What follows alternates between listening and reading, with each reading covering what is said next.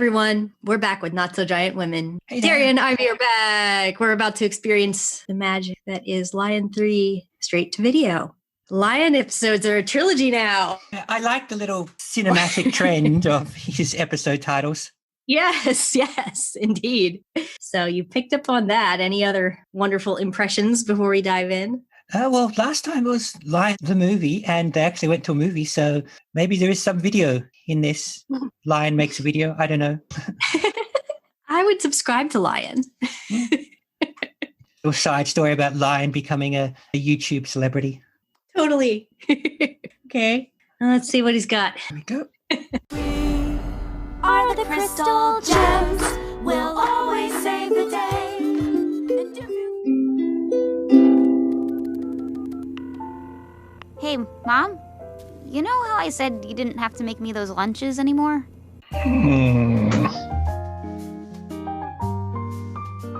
Too many feelings.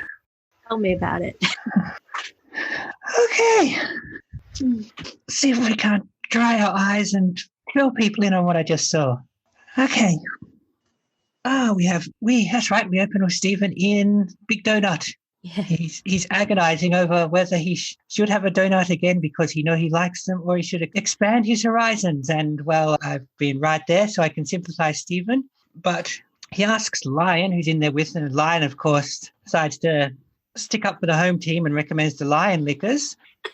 Or does he? Because also in that same fridge are the lunches Sadie's mom's been making for her and which she hasn't been eating because she maintains she's an adult who can feed herself. She allows Stephen to take one of the lunches she hasn't eaten, and he does. He takes the lunch home and sees there's the classic peanut butter and jelly sandwich and a star-shaped cookie. He looks at the star-shaped cookie, says, "Hey, it's out of this world," which Lion does not appreciate his humor, merely blowing a paper bag at him.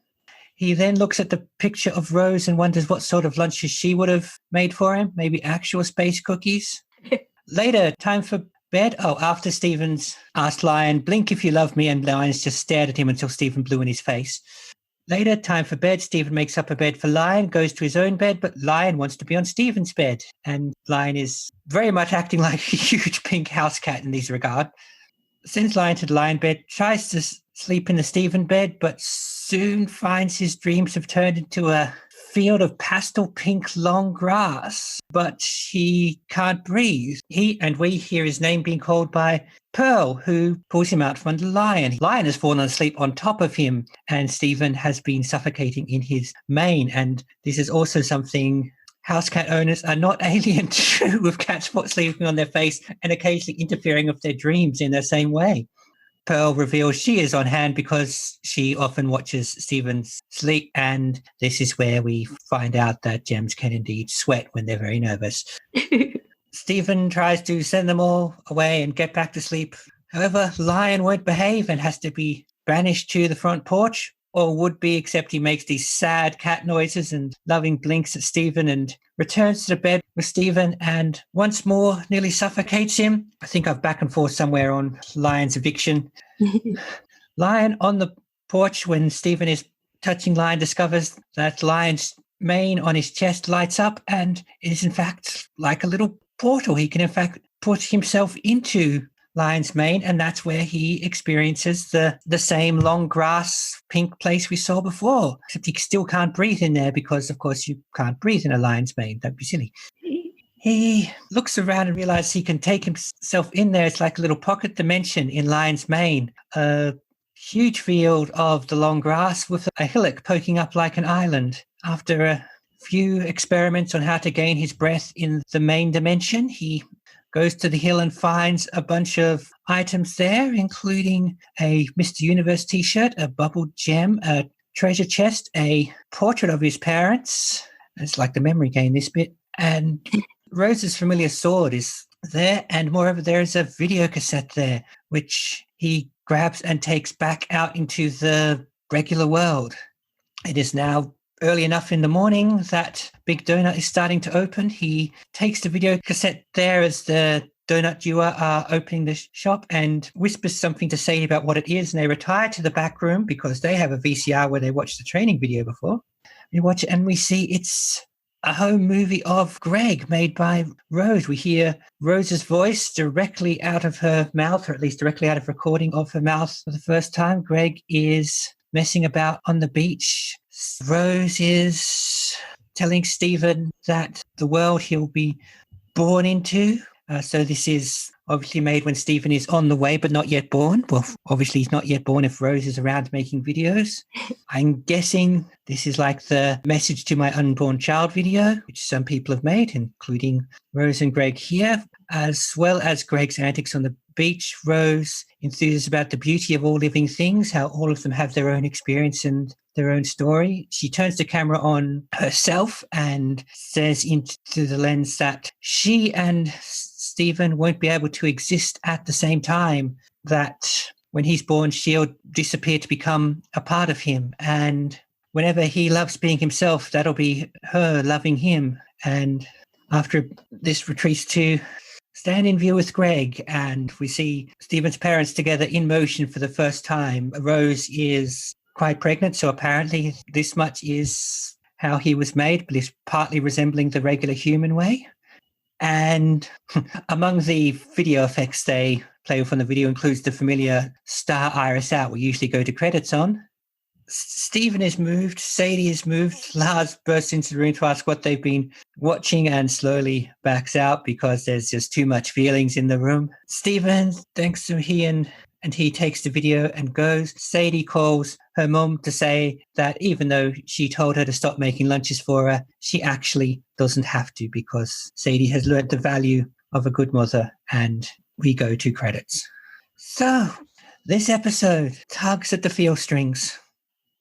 In some ways, there's actually very little in terms of plot. Stephen finds a videotape in his lion's mane and watches it, but it's more about the emotions and some of the things we learn here. Yeah. In some ways, the video answers and raises questions about Rose and Greg and Stephen's conception and creation. Yes. So Stephen was in fact gestated inside Rose, not in a magic gem bubble somewhere. I'm guessing, well, this probably isn't something that pops up a lot for gems. So, I mean, she's doing some very specific shape-shifting. I'm guessing, knowing her dedication to life in all its forms, I can see Rose very much working towards the decision to conceive and birth Stephen and working out how to do it. In that sense, I don't think Stephen is what they call a surprise. Right. Probably seemed like it was pretty intentional. Yeah. It seems that even with magic, it would take some doing to create a hybrid in this way and to grow said baby inside oneself when one is not naturally equipped. Yes. Which means that this video is not only a message to my unborn child, but it's as much, this is for me and Greg because, well, as she says here, she knows she's basically going to die soon. Right.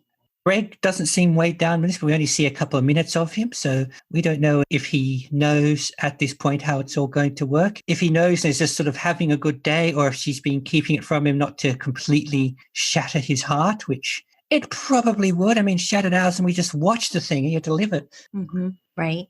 Yeah, I've wondered that too.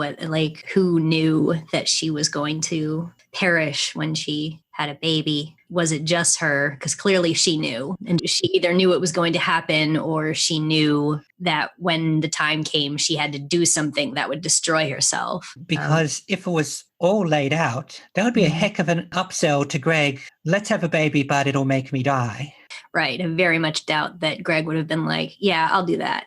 So if he knew, if it was revealed to him all up front, which would be the honest thing to do, of course, I think it would have been a lot of a decision from him. He would have had to see just how much this means to her. And obviously it does. And again, we only see them for a couple of minutes in this episode, of course. Yeah. But she seems to have made her peace such as one can with what is going to happen. And to us, what has happened. Right.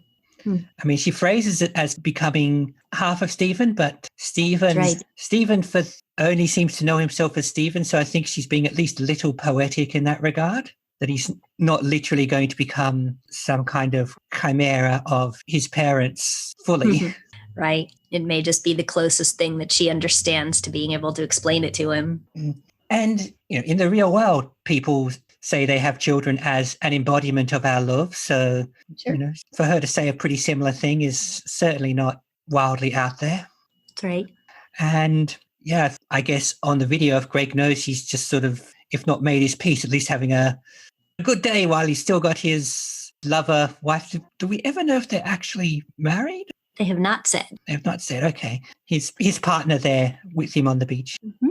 Yeah, he seems to be acting indistinguishable from his usual self, just being goofy, playing music. Yeah, I guess put it like that, it could just be that's Greg being Greg. Yeah, he's got a little more hair than when we know him now. Yeah, that was kind of amusing. Which is interesting because we do see that picture. She has a copy of the picture that Stephen broke in the storage shed in Laser Light Cannon, and he was bald in that picture. So it seems like maybe a little inconsistency. Maybe he tried wearing a toupee and maybe got one just for the beach video because he was just feeling vain. If I'm going to be on video, at least, I'll have hair. Yeah. I'm really honestly not sure what the explanation for that is. I mean, it's quite possible. We forgot we drew him bald in the other picture. Yeah, it just seemed funny to me that they included the same snapshot in this episode when we see a younger version of him. He's got like a little bit more on top, but his hairline was receding a bit. Yeah, and I think it was worth the rule of funny just to see him with hair when we've usually seen him so mullet bald. Mm-hmm. Mm-hmm. And interesting, so in some ways, Lion is a bit like Rose's, executor of things she needs to happen after she has died for her son, because Lion has shown him her dojo and now bustled him into this pocket dimension which also means, after we were faffing about last week, Lion is bigger on the inside. In this pocket dimension where she keeps important stuff, the video records, there's a single bubble gem in there. That's interesting. And obviously some things are just meaningful to her and potentially to her son as well, such as the Mr. Universe t-shirt and the picture of them both. It's not hard to work out the sentimental significance there. I'm also, as I'm saying that, realizing that we haven't, as far as we can tell, we haven't had a creation such as Stephen, a gem-human hybrid, in this world before, at least not that we or anyone else has mentioned. So she may not entirely have known how her cessation to create him would have worked, if she would still be around in some sort of sub-sapient form, or if she really would just completely cease to be. She's got nothing to draw on. I don't know. Well, I imagine fan fiction is full of previous human gem hybrids, but given everyone's lack of knowledge of how things work, it seems pretty clear that Stephen is, if not the only one, they're certainly very, very rare. That's the impression I got too. I don't explicitly remember anyone saying in the entirety of gem history we've never reproduced of another species, but every time our gems mention such things, they're very unfamiliar, and obviously there is no go-to guide of what a mix of gem and other species, in this case human, may turn out like. That's right. Which kind of, vision of something else it's just been working away in the back of my mind the past few episodes. We've sort of been saying Stephen's half gem, half human, which in parental terms is fairly true, but he's not like half and half. He's more like all of both in some ways. Yeah, I could see what you're saying there, because he seems to have an organic body, but then the gem gives him potentially anything a gem could do. And whenever his gem powers have manifested, they've never been like at half strength or anything. At most, it's been they've not worked because he hasn't known what he's doing. Yeah, he does seem to still need to eat and breathe and stuff, but except for the fact that he's also presented as a young member and an inexperienced member, we don't know if that means he's doesn't have full power. It seems more like he's just inexperienced. Yeah, so I guess he's, in that sense, he's not half human, half gem. He's a human gem.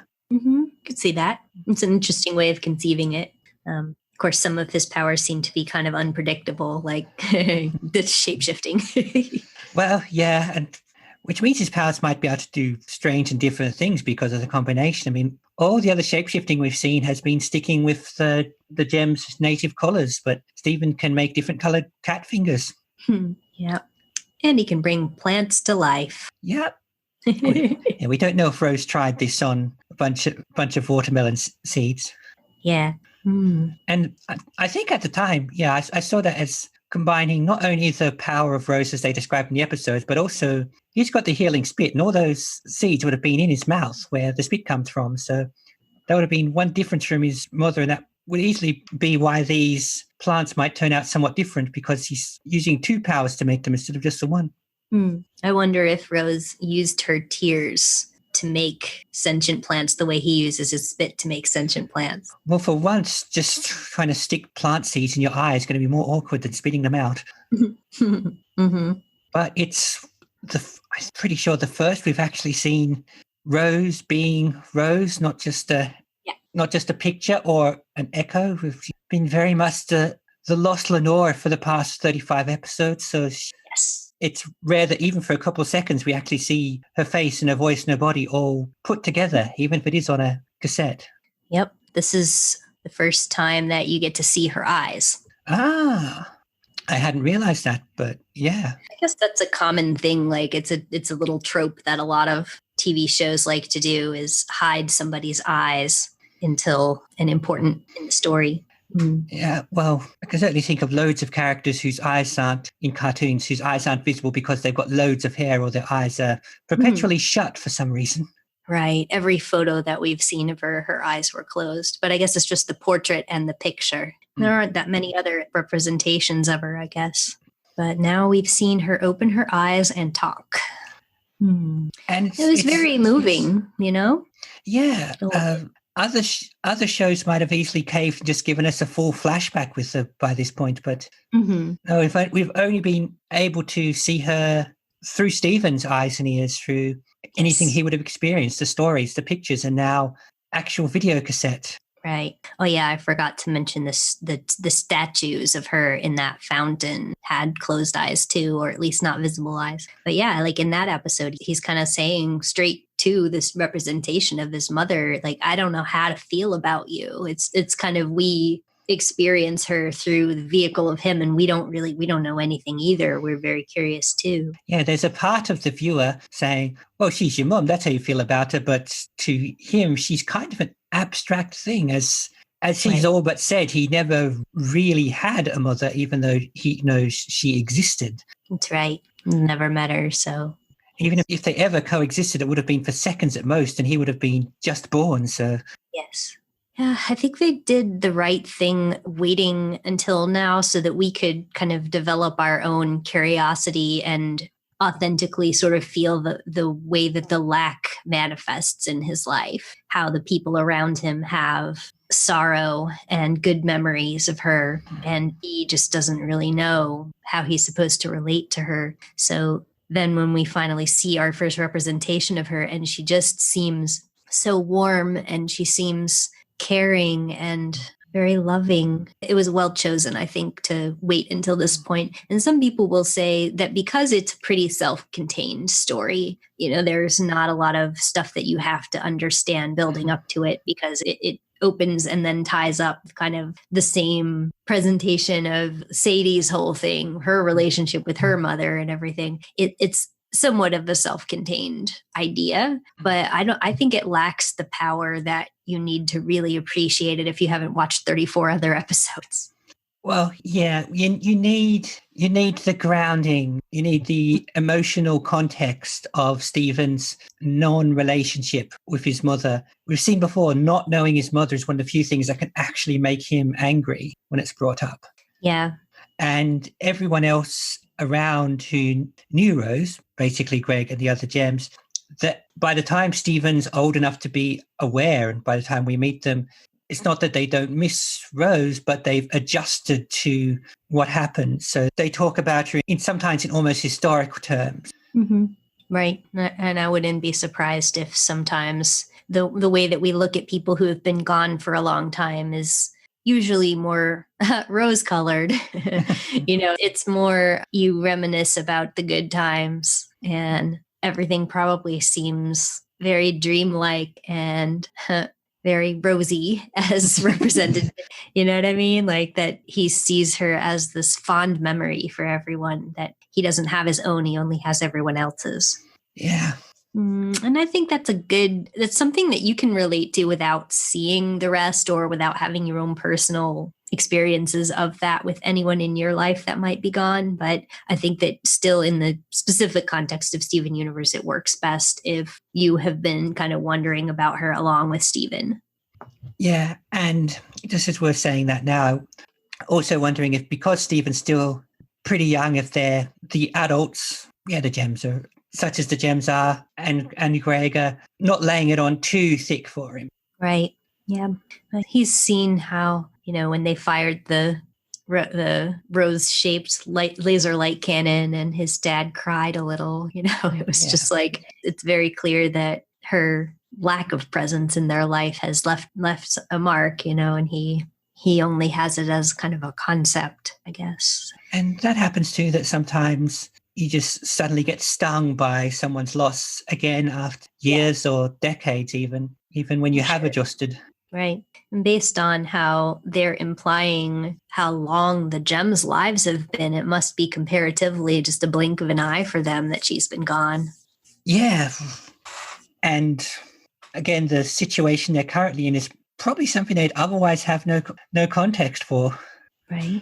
I mean, we do know gems can die. They've said that in so many words. So plainly, this isn't the first loss any of them have ever suffered. So it's not like she brought a whole new concept to gem culture by ceasing to exist.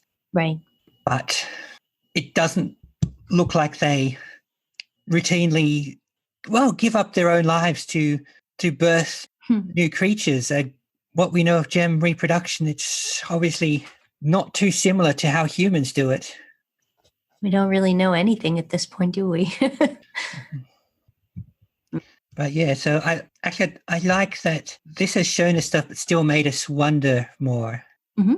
Because for this episode, for its story, and moreover for its emotions, you don't need to know the mechanics of how a gem and a human make a baby. You don't need the specifics of, merging a gem-based life form with a regular organic carbon-based one. Mm-hmm. It's all about the emotions of what Rose is leaving behind for her son and her husband, and which apparently includes a lion. So I'm also kind of wondering, did she just not entirely trust Greg or the others to do any of this, that she had to find a pink lion to show Steven around things?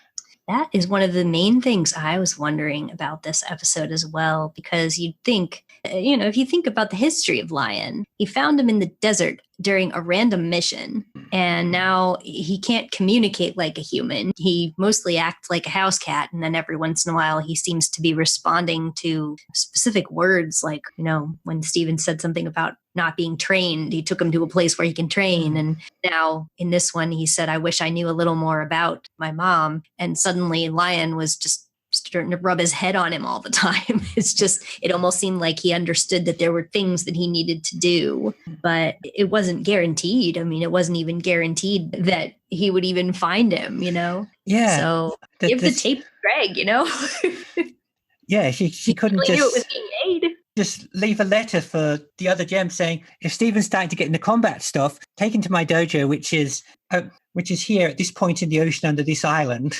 Right. Yeah, it does seem like there are a lot of unresolved little messes that Rose left around. I'm thinking mostly about the moss, where it just was sort of abandoned, and her fountain was just sort of abandoned. Nobody had instructions or considered it to be something that was a matter of upkeep needing to be done. It was just kind of left there. And I guess she had all these side projects that, nobody thought, hey, somebody needs to essentially water her plants, Yeah, and she knew she was going to cease to be, die, perish, whatever. So she could have left a note. Right. I mean, unless she thought that she was going to be conscious.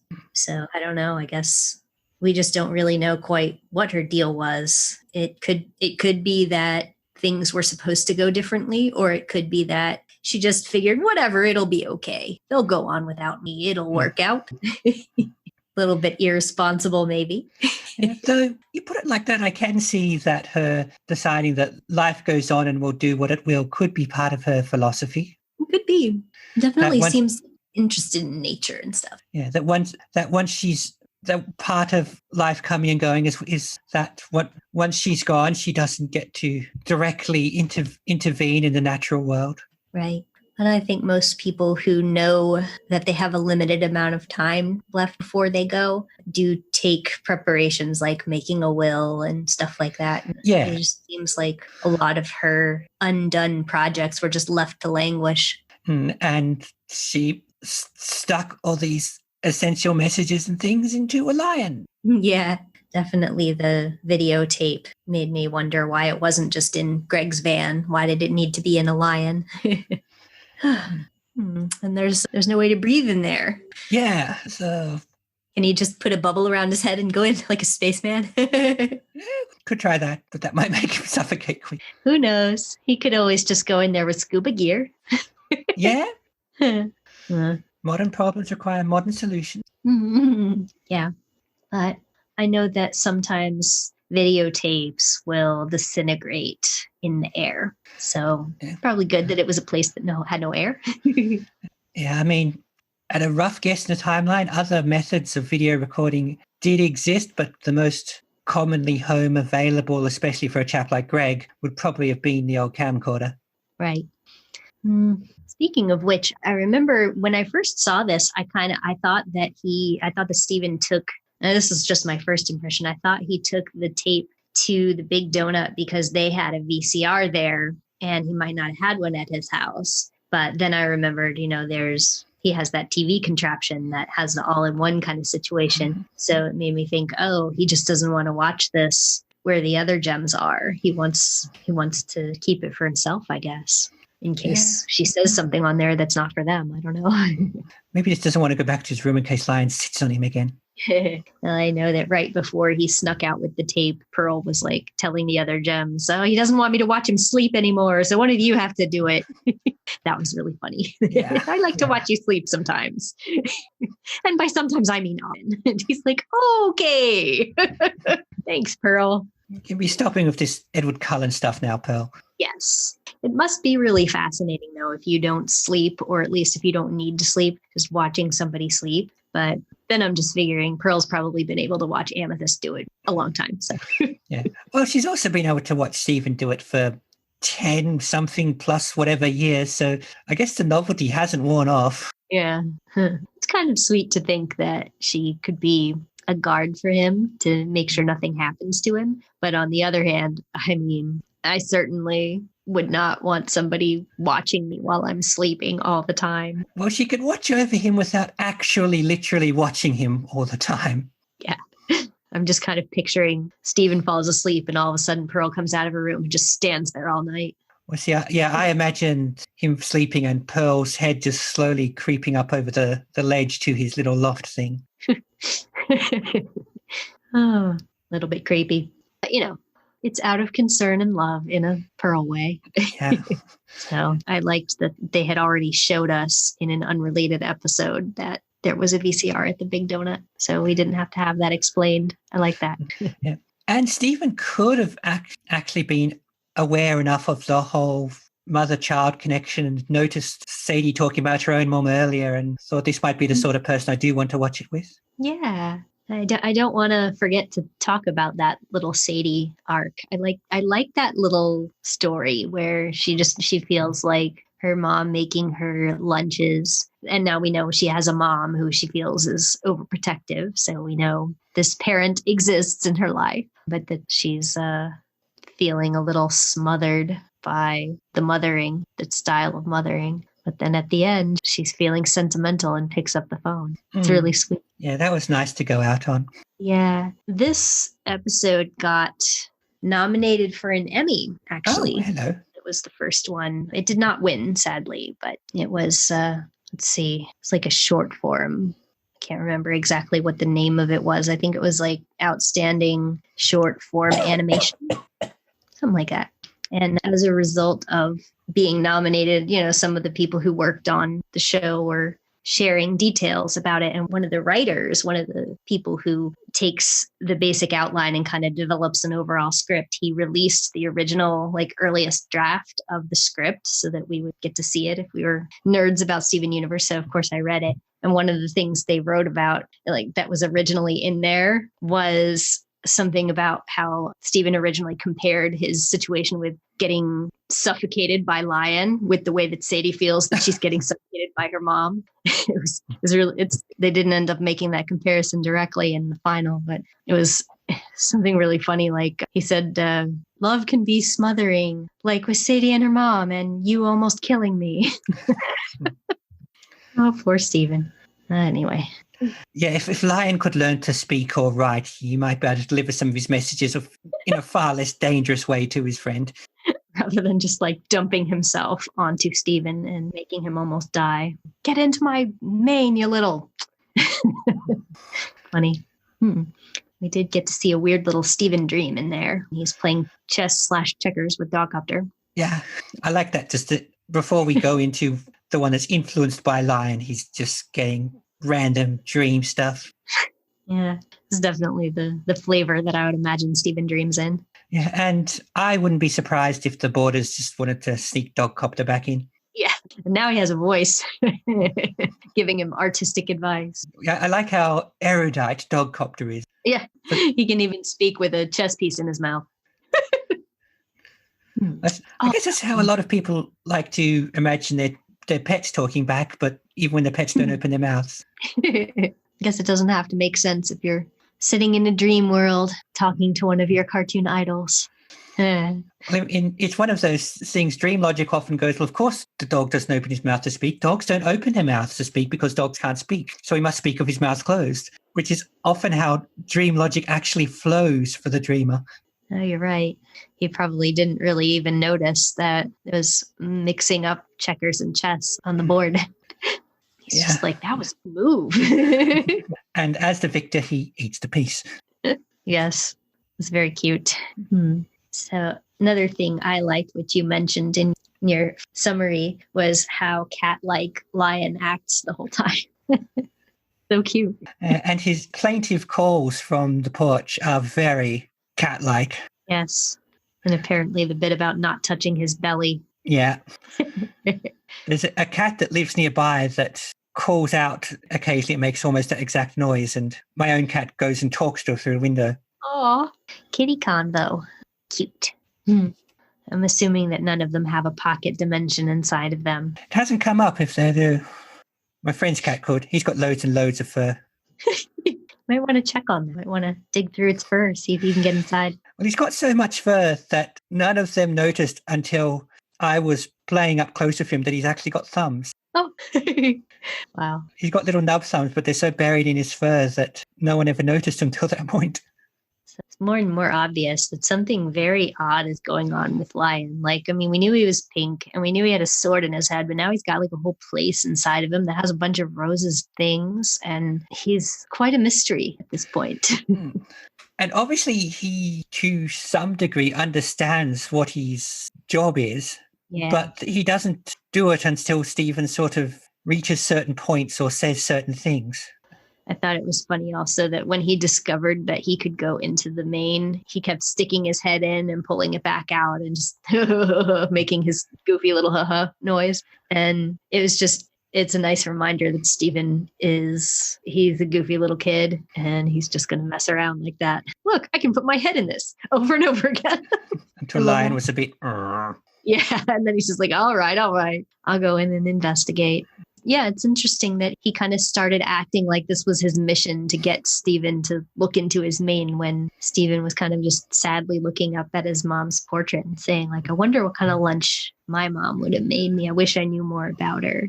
So it's very poignant because, you know, he has a lot of unresolved questions and he probably feels like he can't really ask questions about her because it makes everybody sad. Yeah, and however well the other gems and Greg knew her, that none of them are her child either. So there would be a way he wants to understand things that they just wouldn't have.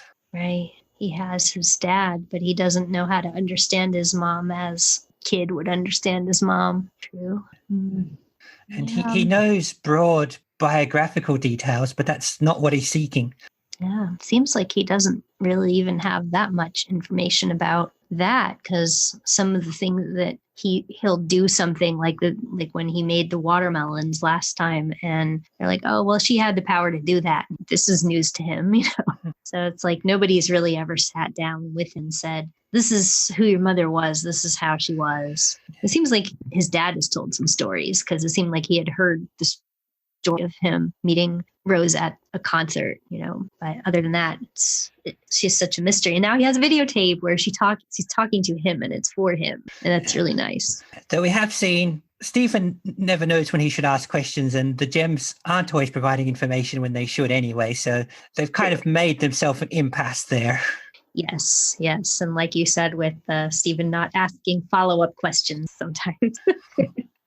Yeah. The tape, like him being able to watch the tape and kind of knowing this is what Rose wanted him to know of her, was everything about the whole scene was, I felt like it was just pitch perfect. It was even just at the end when Sadie and Steven turn around when Lars interrupts them, and they both have tears in their eyes, and it's just kind of telegraphing to the audience kind of what you're supposed to feel at this point. And I'm like, I'm right there with you.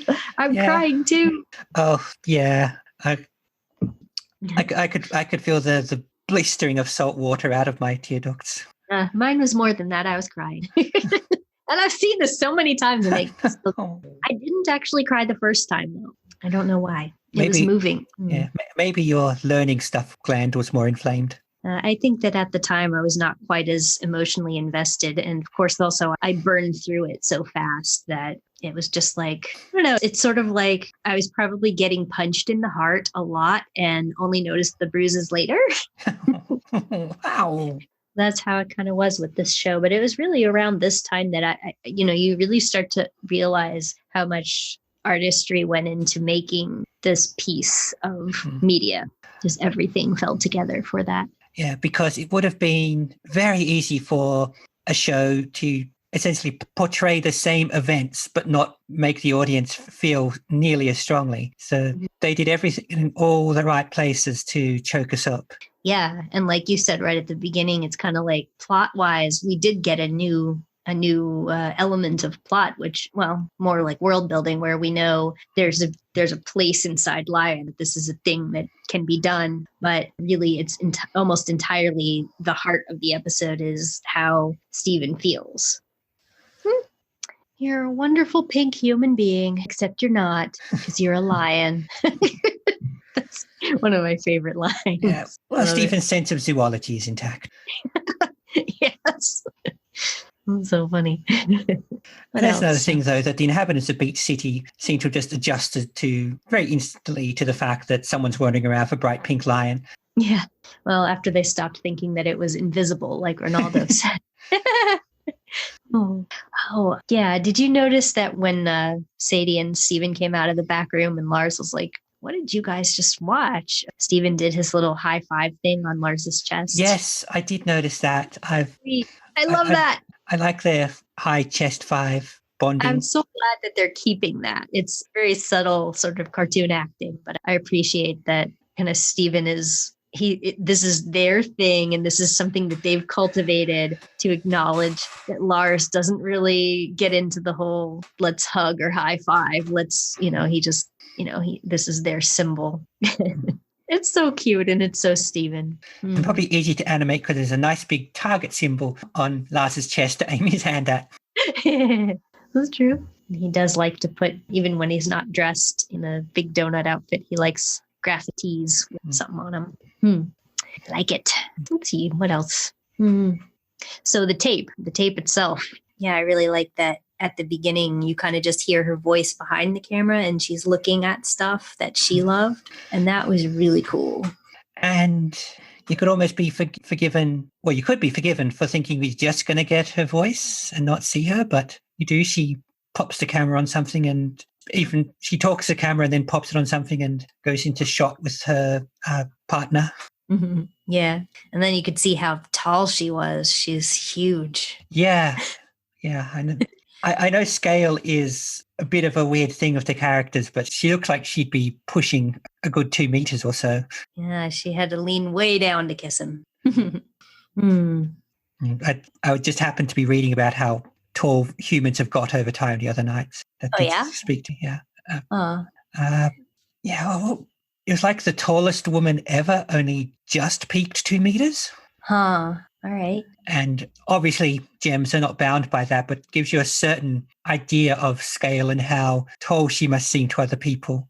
Right. Yeah, we've never seen her with anyone really until now. And we don't truly know how tall Greg is, but I remember in the episode where they're building the spaceship in Space Race, Steven was in a lot of shots with his dad and Pearl together, and they looked like they were almost exactly the same height. So Pearl is about the size of, I guess, an average grown man who describes himself as not being that tall in his song. So I don't know, but Amethyst thinks Pearl is tall. So probably to Amethyst, most people are. Yeah. So from the small sample size, probably just take us that gems vary in height like humans do, but probably in a slightly wider range. At least solo gems, fusions are a whole other school of thought. Yes. Yeah. Since they never sit down and tell us exactly how tall anybody is, it's really hard to decide what's standard and what's not. But it seems like probably Greg is a pretty typical height for a dude living where he lives at the time that he lives. So I'm just kind of making assumptions at that point. And, I don't think anyone would ever argue that Rose is not supposed to be tall. Yeah, I think even given my leftover reading about humans' height, I think probably the animators, rather than actually thinking of them in feet or meters or whatever, think of them as tall, very tall, average, kind of short. Mm-hmm. I think they mostly kind of draw them relative to each other for the most part. But even with someone like, Steven, sometimes he can reach the counter in his kitchen and sometimes he needs a stool. So I don't know. Yeah. Just depends.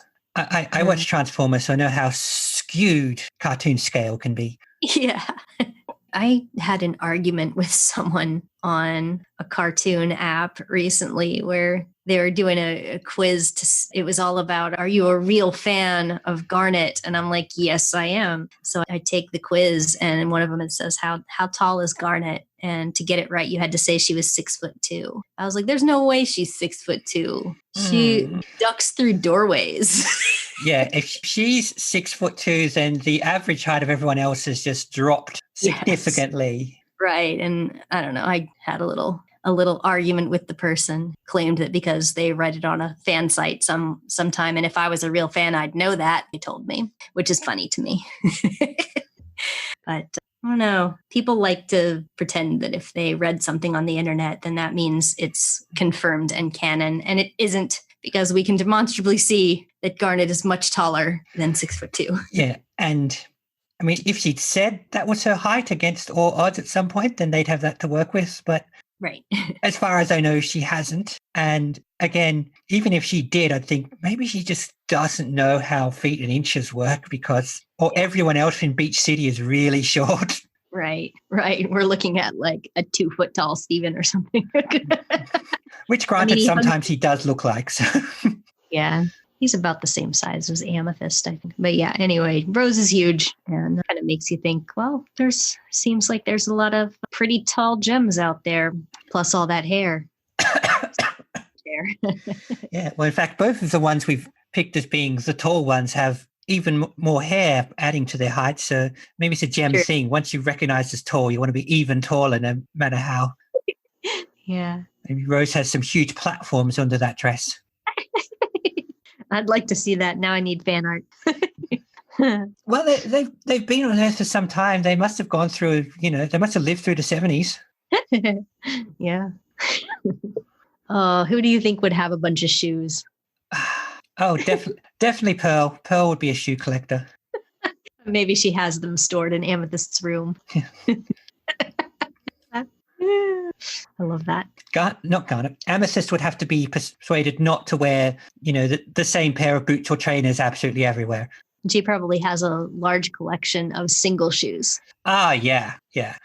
I found it on the side of the road. It's a treasure. Yeah, years later, Stephen would ask, do you wear any of these? No, why? No, I eat cereal out of them. Isn't that what you're supposed to do? She's probably heard of shoe trees and thinks you get them by planting shoes. There you go. She's still waiting for one to sprout in her room. Let's see. I'm trying to think if there's any part of the episode that we didn't extract all of the content before I bother you with a probing question that I'm very curious about. Oh. Follow-up questions! I had this one planned. Yeah, you've been waiting for this one. Should I ask? Let's go. Okay, well, we kind of touched on it before, but I would like to know which object in Lion's Mane you were most curious about that we didn't get to go into besides the tape. I would say the bubbled gem. Mm-hmm. I mean, in some ways, the treasure chest thing, because we don't actually know what's in it at all. Right. But that also gives me sort of nothing to work with, whereas a single bubbled gem. So it's not as if she doesn't have somewhere she could have stored bubbled gems and in fact has been doing so. And we've seen gems that she's bubbled kicking around the bubblarium. So Bubblarium. this is obviously something special or something that for some reason had to be stashed inside the multidimensional lion. Mm-hmm. Yeah, I think at the time that I was wondering whether you would say that or whether you would be more curious about the chest. Because I think everything else, it's like, we know what the Mr. Universe shirt is. We know what the photo is. We now know what's on the videotape, and we've seen the sword in action. Yeah, and unless there's a significant revelation, we can probably take as read what the photo and the T-shirt mean to Rose. Yes. And also the bubbled gems seem to be very specifically designed. A lot of bubbled gems we've seen so far have been fairly generic gem chunks. I mean, I'm sure they're designed with intent, but this one was fairly elaborate from what we've seen before. Yeah. So it's a bit special and or a bit special to Rose. Probably if Stephen tended to follow up things he's said and done, he would say to the other gems, why is there another bubble gem just sitting around in the pocket line dimension? But yeah, you think. We've seen his track record with such things, so it might be a while before that comes up again. But yeah, the chest, I'm curious as to what's in there, but because it's so blank, the gem sort of gives me a hook to be particularly curious. Mm-hmm. There are so many theories after this. They're like, is it a bubble gem at all? Is it an artifact? Yeah, we don't know. We don't necessarily know it was an actual gem. Right, because it does look very peculiar. I don't know how good a look you got at it, but it's a very sort of peculiar looking shape. Yeah, so some people, they didn't think it was a gem. Yeah, I don't know if I knew more about such things if I'd go, oh, only one kind of rock makes that kind of geode, and that's, but... Yeah, there certainly were a lot of ideas kicking around after this about what that might be. And it really is. I think I saw more speculation about what is it than I did about why is it in Rose's lion versus the basement. So yeah, I mean, those two do kind of go together, though. Mm-hmm. You'd think they would. It's something about what it is might be why she stuck it in the main dimension. Mm-hmm. Yeah, there was really no attention paid to it really either, because we were getting right to what Steven was actually there to collect, went right to the tape. So it doesn't seem like he had that on the brain, like, oh, I've got to go back in there and find out what that is. He was very much approaching it from a sort of personal angle. Mm-hmm. And given he's Steven, it's sort of up for grabs as to whether he'll actually go back and look at the other things. I mean, assuming it's the same sword, and I didn't look close enough to notice that if there were differences. Last time you could just reach in and grab the sword, so... Right. That is a very curious element of this, too, because it does seem to be put in a specific place, whereas the first time that we see the sword, it's coming out of Lion's forehead, which is weird. Yeah, so and maybe Lion's offering it, too. He made the handle come out. Maybe his whole body has this kind of extra dimensional property and the mane is just his usual focal point or something. Yeah, that's what I was wondering. But it seemed like at least if our first exposure to artifacts being inside of Lion was accurate, he can make them come out. But then we haven't seen that since. So. No, well, he would have saved a lot of bother if he just made the videotape come out of his head. Yeah, or just start coughing it up like a hairball. Oh, that would have been cool. Yeah, I would have been down to see that. It wouldn't have been quite as romantic, but oh no. And Stephen has to sort of pick soggy pink fluff off it. Ugh, gross.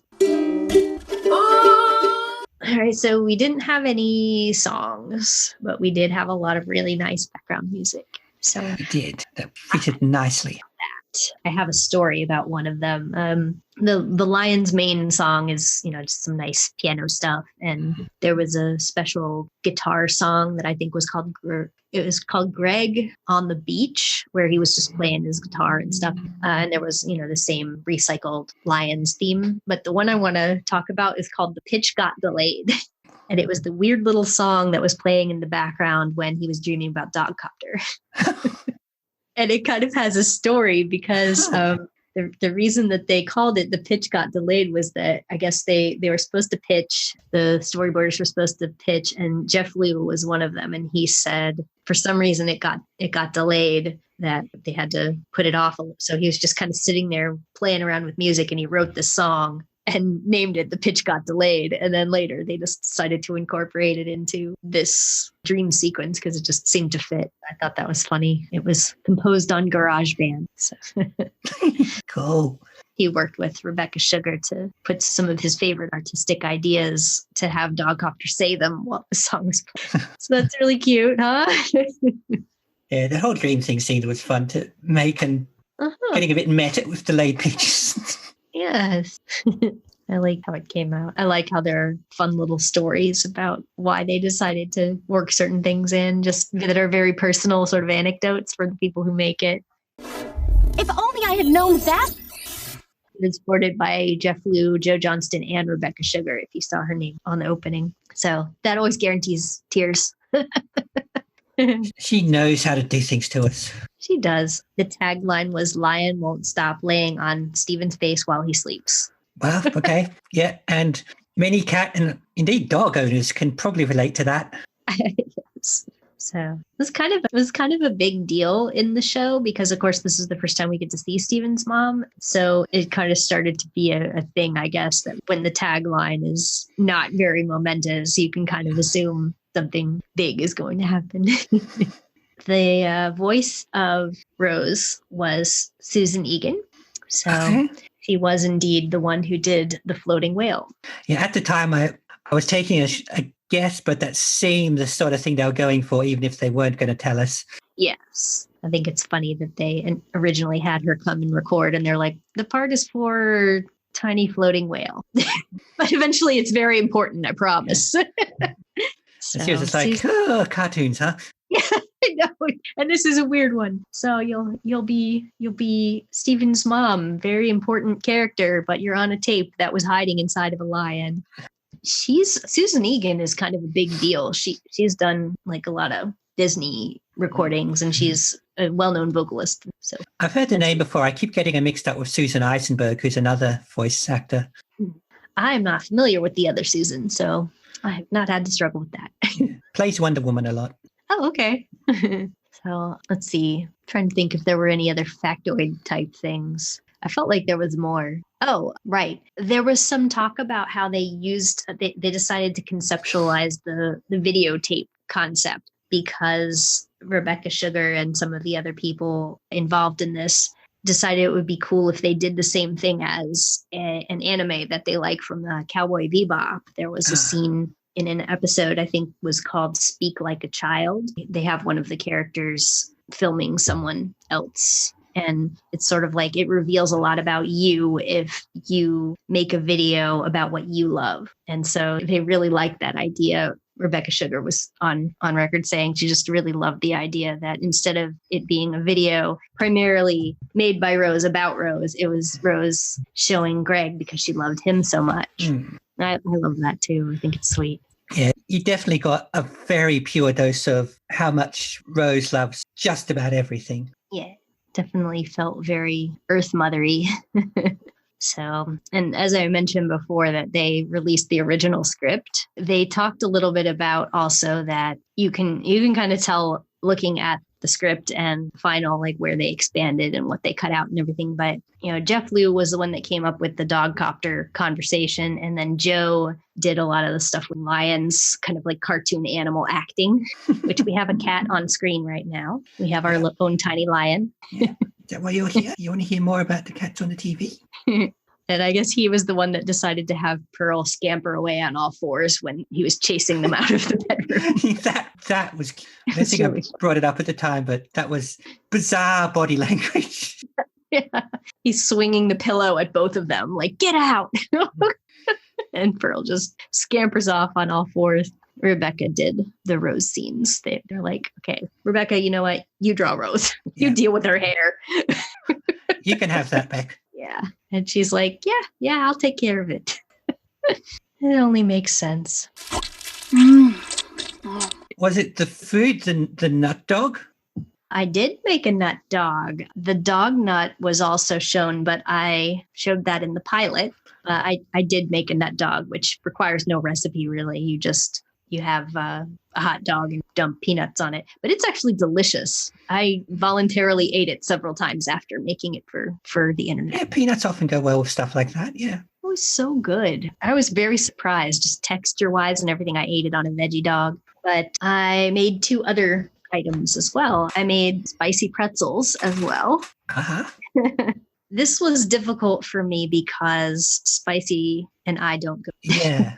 So I was very pleased that this actually was very tolerable. Like, I had all these pretzels that I got for a party, and I only added the spicy to half of the batch. But after I ate all the plain ones, I was like, okay, I guess I'll eat the spicy ones. And they were good. They were really good. I had a little trouble with it, but it was really good.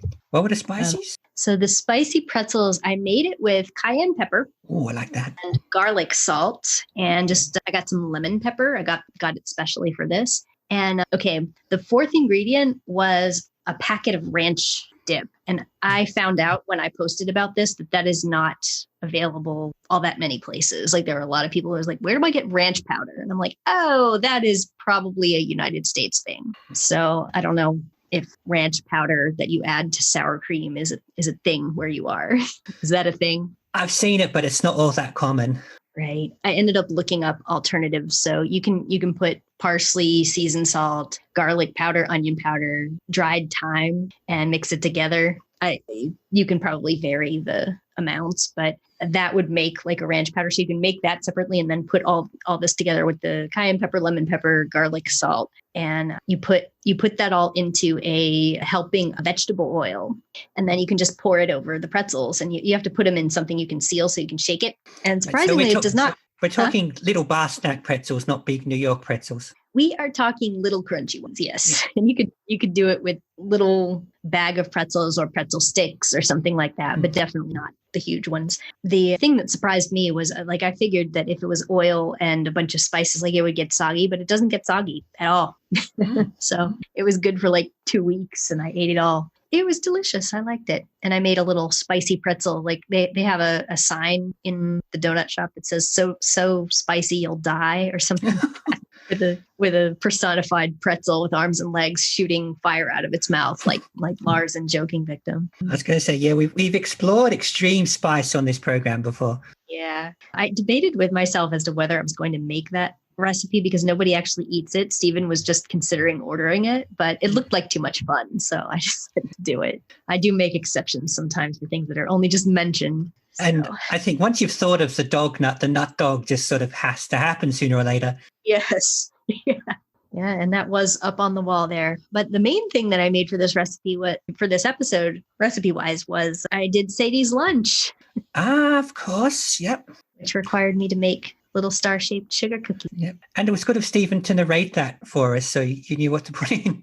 Yeah, I still had a couple issues, actually, because he had all the ingredients out on there and out on the counter, and we could see he had a PB&J sandwich cut in triangles because that's how sandwiches should be. It looked like the crusts were cut off, so I cut the crusts off of mine. And there was pretzels in there, but there was a container that he didn't tell us what it was, and it kind of looked like, I decided it was yogurt, but after some research, I think it was supposed to be a dessert. Yeah, I just decided it was yogurt, probably. What else was there? I think it was just the sandwich. And there was an apple. I put an apple. And Another other than classic, that, as Stephen would say. yes. So, but other than that, it was mainly the cookies that required me to make it an actual recipe. So I made my own cookies, just kind of typical sugar cookie recipe with butter, That sugar, made me vanilla. so hungry for a sugar cookie. It did? Oh my gosh. Yeah. I'm kind of full right now, or else I would be right there with you because I love sugar cookies. I can just eat like 10 of them at once. And yeah, I did, there wasn't anything extraordinary about the making of these cookies except that they were star-shaped. I used a type that you don't have to chill, which is nice because I get impatient. So this kind, you just roll them right out. It's a soft dough. And I made my own frosting, which was another typical recipe, but I made them, I think, like yellow food coloring and did some sprinkles and stuff. So I made my actual space cookies and it was very good. It was yummy.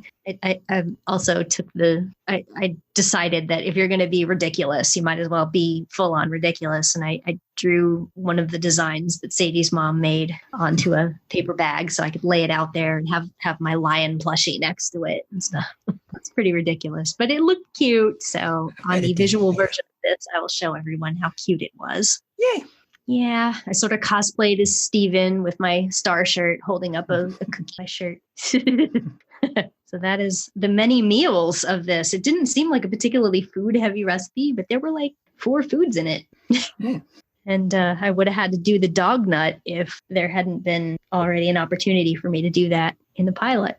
But yep, it's graduated from pilot to show proper. People can order it, but still no one has. No one has been that brave in the show to order a dog nut. Brand spanking new, mint in box. So what's left? It's the match. It is, and I have to prepare it. So I'm going to temporarily hide myself from you so that you can't see me because I'm going to put it on. It's something that I have to put onto my body. Oh my. I wonder if anyone listening knows what this is going to be. If you just heard a zipper, that was a zipper. I'm going to keep everybody in suspense. Any guesses? I don't know, but you're having a lot of fun with it from the sounds of it. I know. I blocked my camera so that no one can see me. All right. Now let's see what happens. See, I can't see myself, so I can't decide. I can't figure out whether this looks right, but we're about to find out. Okay. Starting video again. So I'm wearing lion pajamas, sort of. It has a Velcro thing that I can put on. It is one size fits all, which means it does not fit me. There we go. Oh, here comes the face. Lion head is like the little hood, and it absolutely does not fit me, but it is a full body zippy thing. Whoops. So awesome. It has a loop and everything. So I have some good pictures of this that I can put up, but I'm wearing it for my podcast partner's amusement. I will admit, when you were saying, can you think of what it could be, part of me thought a lion once. No, surely not. I should have spoken up because then you would have been psychic. Yeah, and Ivy has an awesome full body pink softness of lion.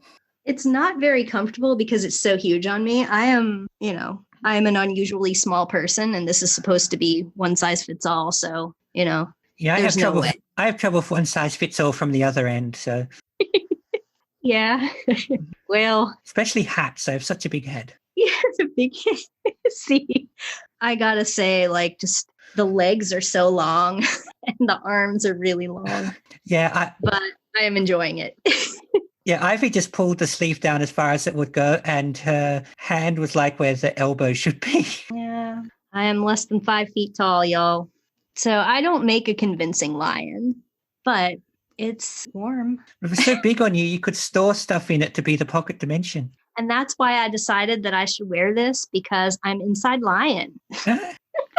So that was why I decided, even though this is kind of a Rose-centric episode, that I should get inside lion. Yeah, this is definitely the episode for it. Oh, I love his little ears. Yes, that looks weird. Okay. Oh, well, now I'm hot, which is why I didn't put it on before. Yeah. I could have just sat there and you would have been like, oh, well, Ivy's in her pajamas. Yeah, I would have thought, oh, pink hoodie or something. Okay, whatever. I got to take it off now because it is summer and I live in Florida. It is May as we're recording this. So Yeah, and as people who know how globes work, it's the other thing here. So there was a part of me going, oh, I could really use one of those this time of year. Yeah. Oh my gosh. I can't get my feet out. So I thought about seeing if I have any cool Rose related stuff, but I had to go with the lion. It's named after. It had to be done. It was perfect. Yeah, it pretty much was. And we can only hope that we will go inside Lion more times, but the debut of the inside of Lion deserved the inside of Lion as clothing. So I'm officially a ridiculous person, and I got that from Think Geek before they stopped selling stuff like that. Oh, I miss Think Geek. Even when I didn't buy stuff, I just loved looking at all the things you could get. Mm-hmm. Agreed. They didn't really have that much Steven Universe related stuff, but they did have a few things. So I think one of my Cookie Cat shirts is from them. Well, now I can't remember. I think something's from them. Shirt wise. Yeah. I've got an entire wardrobe I haven't been able to show off yet, but thankfully we have plenty of episodes for me to do that. I think I just saw a kitty. Just the flying visit, that one. She's on patrol. Well, I guess it's her job. We've got to make sure we're doing ours right. And also she's probably kind of aware it's approaching the middle of the day, which is when she normally gets... See, I've done a thing where I give her treats at the same time I take one of my medications as part of a way to remind myself, which means she's getting very accustomed to treats in the middle of the day. Oh, that's wonderful. All right. What else? Do I have anything else on my little tiny notepad over here? I don't think I do. I already told you. Yeah, I told you all of the factoids. So, yeah. Anything else we have to say about Rose's first appearance? I think I've sufficiently poured out all my emotions. I'll probably have to watch it again and dry my eyes out a couple of times. Oh, goodness. I definitely cried. But, that's Steven Universe for you. It's known as subtitle crying and singing. Someone's redone the logo to show that. So, if someone's going to do a deeper making of book for Steven Universe, that would be an awesome title for it. Crying and singing. I'd support that. So I guess we can wrap up on that note. And jump into the comments on YouTube or Facebook or wherever you're listening to tell us what your experiences were having emotions this episode. Yes, please tell us of your emotions. If you're still a sobbing heap from Rose appearing and giving a message to her unborn son whom she'll never meet. Yes, please tell us. Sound off in the comments. Thanks for listening. Bye-bye, everyone. Bye-bye.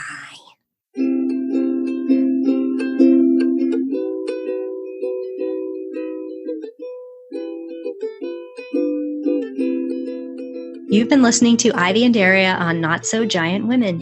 You can find episodes of the show in video form by looking up Not So Giant Women on YouTube. Or in audio form at anchor.fm/Not So Giant Women or your podcatcher of choice. You can also find us on Facebook. Audio production by Daria. Video production and music by Ivy. Daria can also be heard on Podsploitation, the Ozploitation podcast. And Ivy at her Steven Universe fan blog at love-takes-work.tumblr.com. Steven Universe was created by Rebecca Sugar and remains property of Cartoon Network. No infringement is intended.